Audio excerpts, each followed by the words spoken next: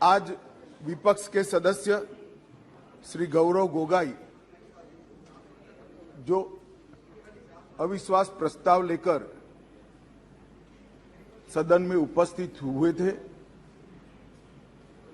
इस पर मैं मेरे विचार व्यक्त करने के लिए खड़ा हुआ हूं। माननीय अध्यक्ष जी, भारतीय संविधान के अनुच्छेद 75 में कहा गया है कि मंत्रिपरिषद लोकसभा के प्रति जवाबदेह है।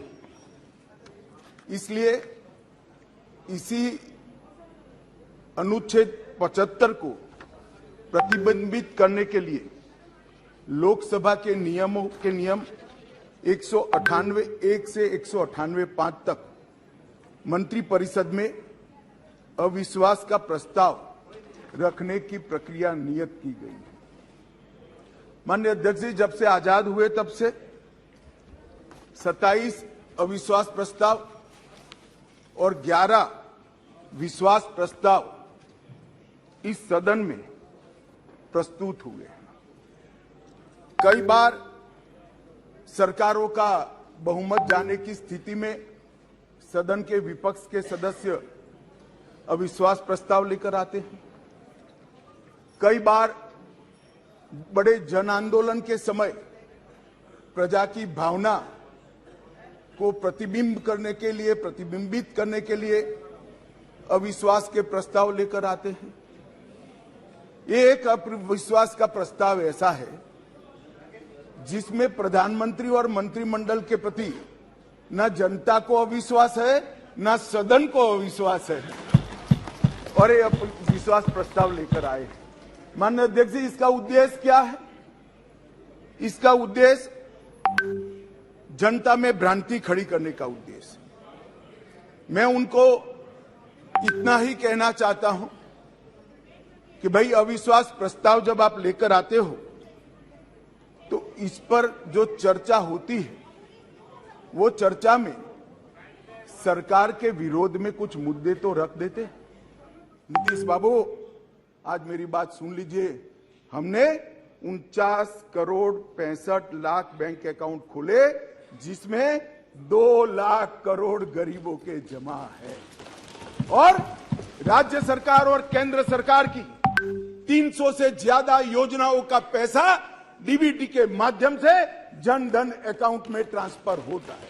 मगर साहब, ये जन धन योजना का क्यों विरोध कर रहे थे, समझने जैसी बात है। एक बार इस देश के तत्कालीन प्रधानमंत्री ने कहा था, जो यूपीए से ही थे, उन्होंने कहा था कि मैं दिल्ली से 1 रुपया भेजता हूं, 15 पैसे पहुंचते हैं। वो तो ठीक है, स्वीकृति की सच्चे आदमी थे, नए नए राजनीति में आए थे, बोल गए। मगर मैं अब आगे पूछना चाहता हूं, क्योंकि बाकी लोग तो यहीं बैठे हैं। भैया, 85 पैसा कौन ले जाता था? ये 85 पैसा कौन ले जाता था? मान्यवर, 85 पैसा ये ले जाते थे जिनको इसके अंदर कटकी और बटकी करनी थी। मान्यवर, जो जन धन योजना का विरोध कर रहे हैं वो 85 पैसा एंजॉय करने वाले लोग हैं, क्योंकि अब भारत सरकार रुपया भेजती है तो सीधा रुपया पहुंच जाता है। कांग्रेस की तरह नहीं 85 पैसा, सीधा रुपया गरीब के घर में पहुंच जाता है। मान्यवर, आजादी के बाद कोई एक सरकार और कोई एक नेता में जनता को सबसे ज्यादा विश्वास है तो ये नरेंद्र मोदी जी की सरकार। 2 तिहाई बहुमत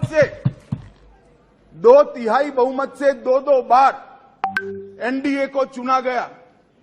पूर्ण बहुमत से 2 बार भारतीय जनता पार्टी को चुना गया।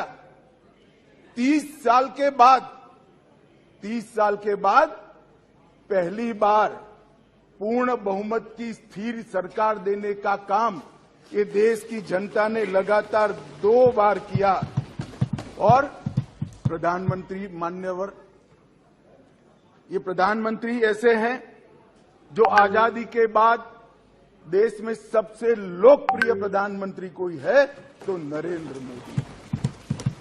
और ये मैं नहीं कहता, दुनिया भर के कई सर्वेक्षण कहते हैं आजादी के बाद सबसे ज्यादा एक भी छुट्टी लिए बगैर 24 घंटे में से 17 घंटे काम करने वाला कोई प्रधानमंत्री है तो नरेंद्र मोदी। मान्यवर, आजादी के बाद देश के हर राज्य में सबसे ज्यादा किलोमीटर और सबसे ज्यादा दिन प्रवास करने वाला कोई प्रधानमंत्री है तो नरेंद्र मोदी। मान्यवर, कोई सरकारें कई सालों तक चलती है, कई सालों तक चलती है। कांग्रेस पार्टी की सरकार 35 साल तक अक्षुण्ण रूप से चली, कई सालों तक चलते हैं।